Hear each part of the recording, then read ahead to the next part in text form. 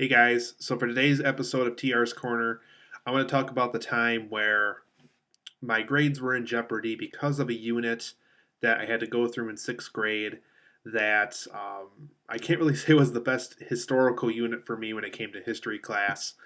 So I don't even remember the name of this.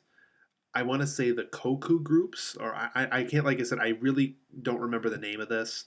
But for those who really know me personally, you'll probably remember this if you went to the same middle school that I did back in sixth grade.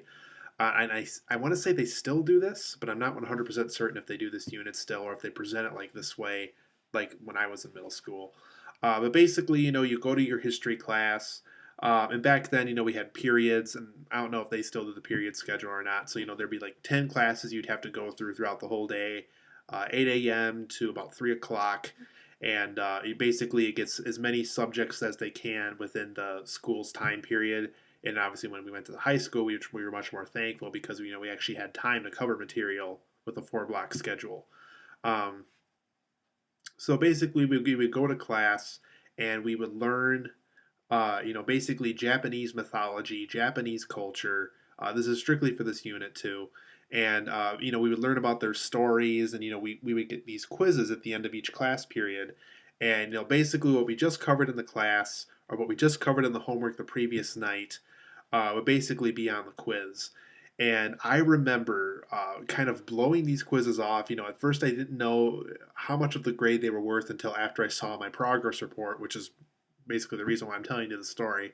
And, took the quizzes, really didn't take them too seriously. I think at the time I was a pretty hardcore gamer. So, when I went home, I had homework, I worked on it. But, those video games back then were very much more important to me than anything else really. I think there was also some TV shows on at the time that were pretty important to me as well. Um, so I didn't really take this unit too seriously just because I thought it was more so a group thing, and I didn't really know at the time how much these little quizzes affected our grade and stuff. So progress reports came along, and wouldn't you know it, I was getting an F in the class. And that was because, at the time I didn't think these quizzes really meant anything. I thought there was going to be this eventual test that, was really going to happen because, and that actually went on to high school and college as well, where, you take these big tests or these big projects that kind of, sum up these things that you have been learning, and then those basically make up the grade. But nope, not this time. This time around, it was middle school.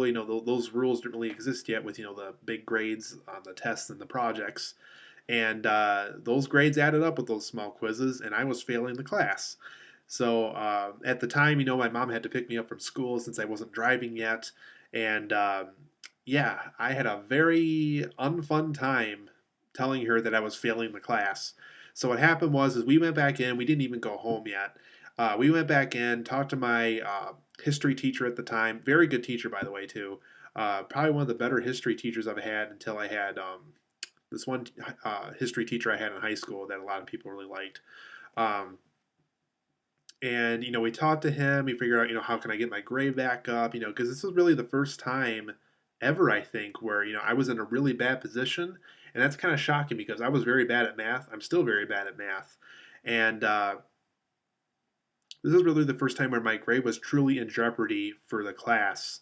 And yeah, I would have been in a lot of trouble if I failed this class. So what we did is we figured out, how to get my grade back up. What I found out at the time that this was only at the time, and unfortunately, things like this don't happen in college and high school and all that. But I was able to retake these quizzes.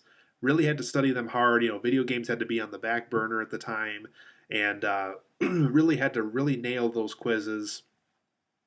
When the projects came around, which eventually did happen, really made sure I dedicated a lot of time to those, dedicated a lot of time to the tests that were, eventually happening. And I eventually got my grade back up. And luckily, that F in the next progress report went away. I was at a passing grade. I think I passed the class with a B or something like that eventually down the road.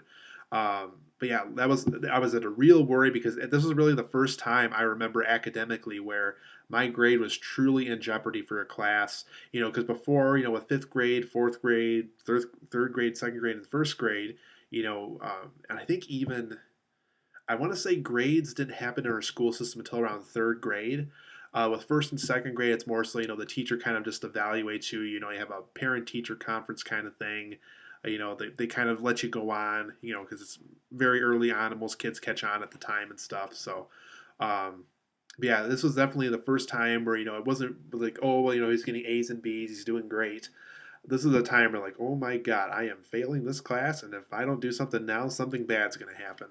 And so, yeah, that's my story for the day. The time I almost failed the class, took some action about it, and man, did I ever save myself.